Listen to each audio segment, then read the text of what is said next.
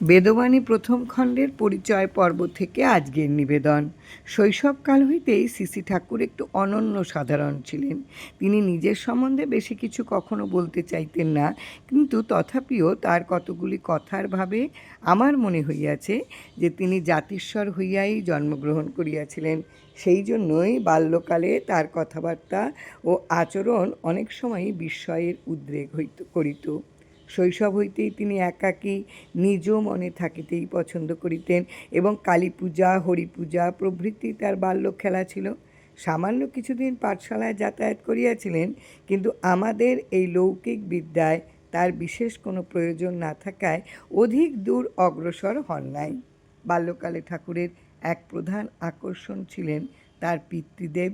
পিতৃদেবের যিনি গুরুদেব শিবতুল্য পরম তাপস মৃত্যুঞ্জয় ন্যায় পঞ্চানন, তিনি ঠাকুরকে অত্যন্ত ভালোবাসিতেন। ঠাকুরের মুখে শুনিয়াছি যে তার পিতৃদেব যখন মৃত্যুশয্যায়, সেই সময় গুরুদেব কাছাড় হইতে তাহাদের বাড়িতে আগমন করেন এবং পিতৃদেবের গাত্রে পাদস্পর্শ করার সঙ্গে সঙ্গেই তাহার দেহত্যাগ হয়।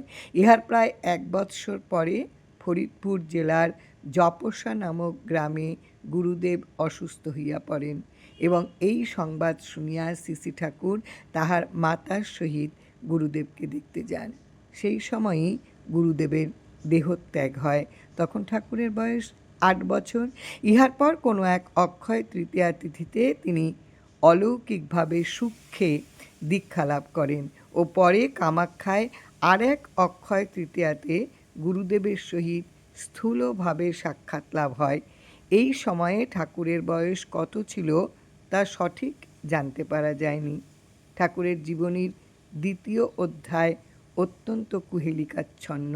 কামাখ্যা হইতেই তিনি তদীয় গুরুদেবের সহিত নিরুদ্দেশ হইয়া যান এবং আনুমানিক 8-10 বৎসর পর দেশে ফিরিয়া আসেন।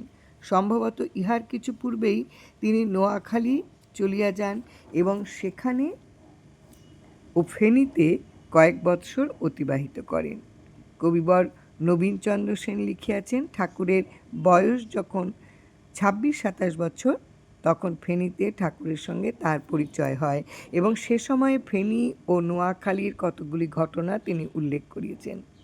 আমার জীবন প্রচারক না প্রবন্ধক 4th ভাগ থেকে। কিন্তু ইহার পরেই আবার ঠাকুর নিরুদ্দেশ হইয়া যান এবং 1902-3 খ্রিস্টাব্দের কাছাকাছি কলকাতা অঞ্চলে ফিরিয়া আসেন। এই 2 বার নিরুদ্দেশ অবস্থায় তিনি কোথায় কোথায় ছিলেন বা কী করিয়াছেন সে সম্বন্ধে খণ্ড খণ্ডভাবে অনেক কথাই ঠাকুরের শ্রীমুখ হইতে শুনিয়াছি, কিন্তু ঘটনাগুলির পারম্পর্য জানা ছিল না।